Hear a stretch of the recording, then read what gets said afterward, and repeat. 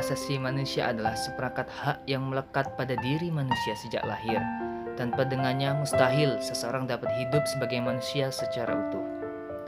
Hak-hak ini berlaku pada setiap umat manusia tanpa memperhatikan faktor-faktor pemisah seperti ras, agama, warna kulit, kasta, kepercayaan, jenis kelamin, atau kebangsaan.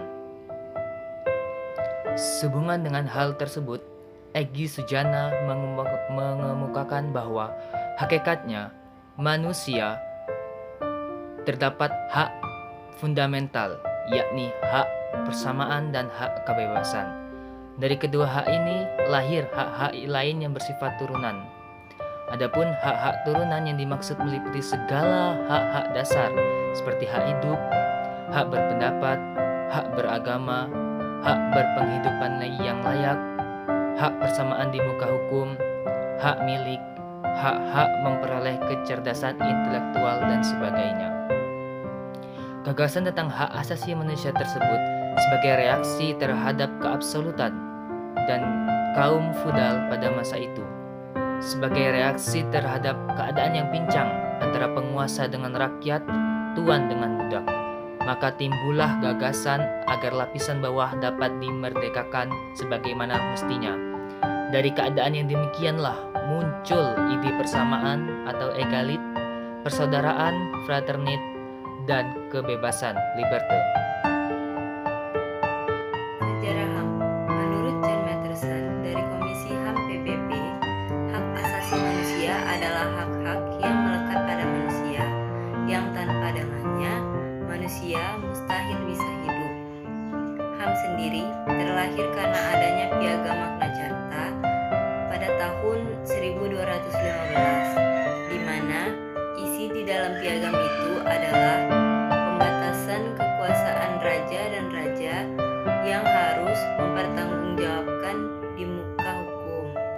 Lahirnya Magna Carta diikuti oleh perkembangan yang lebih konkret dengan lahirnya Bill of Rights di Inggris, The American Declaration of Independence di Amerika Serikat.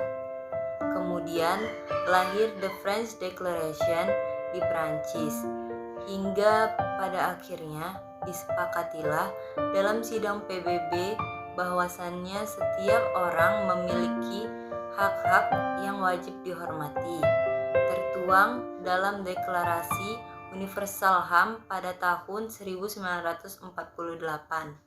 Demokrasi.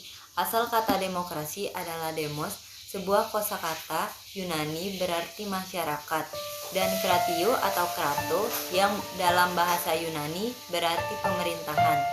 Demokrasi secara etimologis berarti pemerintahan oleh rakyat atau rule by the people. Demokrasi adalah suatu bentuk pemerintahan di mana kekuasaan tertinggi berada di tangan rakyat, dilaksanakan secara langsung oleh mereka atau oleh wakil terpilih dalam sistem pemilu yang bebas. Demokrasi merupakan istilah mutakhir dalam ilmu perpolitikan sekaligus istilah yang menjadi awal pembicaraan, awal cita-cita, kemudian menjadi pola pikir berbagi pendapat, dan sebagainya. Demokrasi mengandung makna suatu sistem politik di mana rakyat memegang kekuasaan tertinggi, bukan raja atau kaum bangsawan. Demokrasi. Asal kata demokrasi adalah demos, sebuah kosakata Yunani berarti masyarakat, dan kratio atau krato yang dalam bahasa Yunani berarti pemerintahan.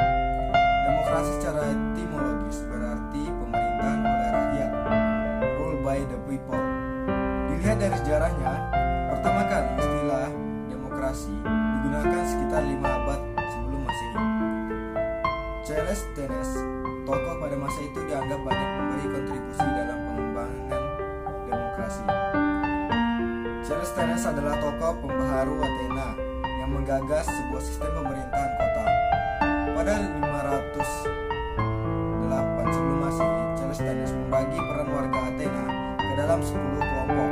Setiap kelompok terdiri dari beberapa demesyam, mengirimkan wakilnya ke majelis etnis yang terdiri dari 500 orang wakil. Sejatinya, jauh sebelum bangsa Yunani mengenal demokrasi, para ilmuwan meyakini bahwa Sumeria yang tinggal di Mesopotamia juga telah mempraktikkan bentuk-bentuk demokrasi. Konon, masyarakat India kuno pun telah menerapkan prinsip-prinsip demokrasi dalam kehidupan mereka. Jauh sebelum Yunani dan Romawi, demokrasi muncul dari pemikiran manusia, ungkap Aristoteles, seorang pemikir tamasyur dari Yunani. Pada masa itu muncullah pemikir-pemikir yang mendukung berkembangnya demokrasi, seperti John Locke dari Inggris pada tahun 1632 sampai dengan 1704 dan Montesquieu dari Prancis pada tahun 1689 sampai dengan 1755. Demokrasi tumbuh begitu pesat ketika sampai masa Renaissance. Istilah ini digunakan untuk satu sistem demokrasi langsung, yakni masyarakat secara langsung menempati posisi pemerintahan. Mereka berperan dalam seluruh aktivitas politik, legislatif, eksekutif, yudikatif, dan sebagainya. Sejak dulu, sistem pemerintahan semacam ini ditentang oleh filsuf-filsuf besar. Plato menyifatinya sebagai pemerintahan orang-orang bodoh. Aristoteles menamakannya pemerintahan orang-orang miskin tak berkeutamaan.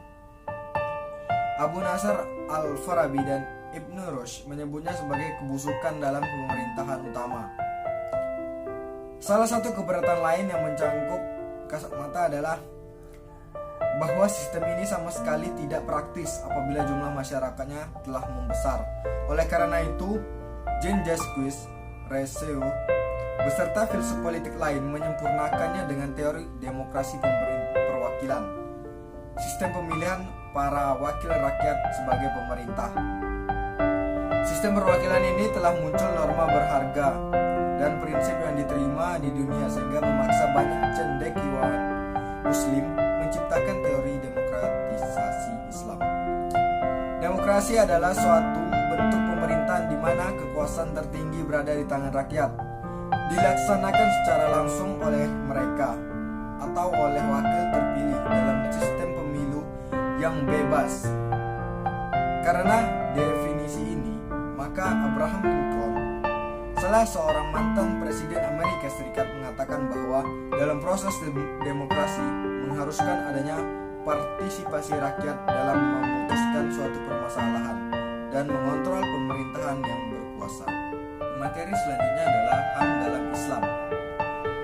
Menurut Komarudin Hidayat, sebuah analisis mengenai hak-hak asasi manusia dalam Islam akan sulit dilakukan sebelum kita mempunyai gambaran terlebih dahulu bagaimana Islam melihat dan mendefinisikan siapa manusia dan di mana martabatnya di tengah jagat raya ini.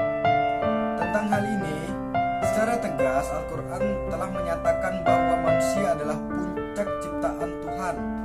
Oleh karena itu, manusia dengan segala kelebihan dan kemuliaan yang diberikan oleh Allah Subhanahu wa taala berhak mengemban amanah sebagai khalifah di muka bumi. Menurut ajaran Islam yang bersumber dari Al-Quran, perbedaan antara satu individu dengan individu yang lain terjadi bukan karena haknya sebagai manusia, melainkan didasarkan keimanan dan ketakwaannya. Walau demikian, adanya perbedaan ini tentu tidak menyebabkan terjadinya perbedaan dalam kedudukan sosial. Hal ini merupakan dasar yang sangat kuat dan tidak dipungkiri telah memberikan kontribusi pada perkembangan prinsip-prinsip hak asasi manusia di dalam masyarakat internasional. Dengan demikian, baik secara historis maupun doktrin agama, sebenarnya Islam sudah jauh mendahului konsep hak asasi manusia. Secara historis, konsep hak asasi manusia yang bersumber dari Al-Quran jelas sudah ada sejak masa Rasulullah SAW. Demikian pula, praktek dan pengakuan akan perlindungan hak asasi manusia sudah dilakukan sendiri oleh Rasulullah SAW, baik dalam hubungan sosial maupun politik, dalam bentuk perjanjian-perjanjian yang paling terkenal adalah Piagam Madinah. Piagam Madinah yang dideklarasikan oleh Rasulullah SAW pada tahun 622 Masehi. merupakan buah kesepakatan masyarakat Madinah untuk melindungi dan menjamin hak-hak sesama warga masyarakat tanpa melihat latar belakang suku dan agama. Prinsip dengan ajaran-ajaran Islam yang bersumber dari Al-Quran dan hadis Nabi antara lain, yang pertama, hak hidup. Dalam pandangan Islam, hidup adalah pemberian Allah Subhanahu wa Ta'ala kepada manusia. Karena itu, hidup merupakan hak manusia. Yang kedua adalah hak menikmati hidup. Allah Subhanahu wa Ta'ala memberikan kehidupan kepada manusia agar ia menjalaninya dan menikmatinya. Yang ketiga adalah hak kebebasan beragama. Al-Quran mengakui kebebasan beragama dan menganggapnya sebagai hak asasi manusia. Hal ini karena Allah Subhanahu wa Ta'ala telah menciptakan manusia dengan sebaik mungkin, serta membekalinya dengan akal dan kemampuan untuk mengetahui dan sekaligus membedakan mana yang baik dan mana yang buruk. Yang keempat adalah hak atas pendidikan. Pentingnya ilmu pengetahuan yang telah digariskan Al-Quran sejak pertama kali diwahyukan dapat dikatakan sebagai bentuk pengakuan akan hak untuk mendapatkan pendidikan. Yang kelima, hak untuk berbeda. Al-Quran menetapkan perbedaan sebagai bagian dari sifat alamiah manusia. Bahkan dikatakan bahwa perbedaan yang ada merupakan sesuatu yang dikehendaki oleh Allah Subhanahu wa Ta'ala. Selanjutnya adalah demokrasi dalam Islam. Menurut ajaran Islam yang bersumber dari Al-Quran, perbedaan antara satu individu dengan individu lain terjadi bukan karena haknya, melainkan karena ketakwaan dan keimanannya. Secara historis ataupun agama, sebenarnya Islam sudah jauh mendahului konsep HAM. Secara historis, konsep HAM yang bersumber dari Al-Quran sudah ada sejak zaman Nabi Muhammad SAW, yakni Piagam Madinah, di mana piagam tersebut memuat kesepakatan bahwasanya seluruh masyarakat Madinah harus melindungi dan menjamin hak-hak sesama warga. Selanjutnya adalah langkah strategis Nabi yang telah meletakkan dasar-dasar kehidupan berbangsa dan bernegara bagi masyarakat majemuk tersebut.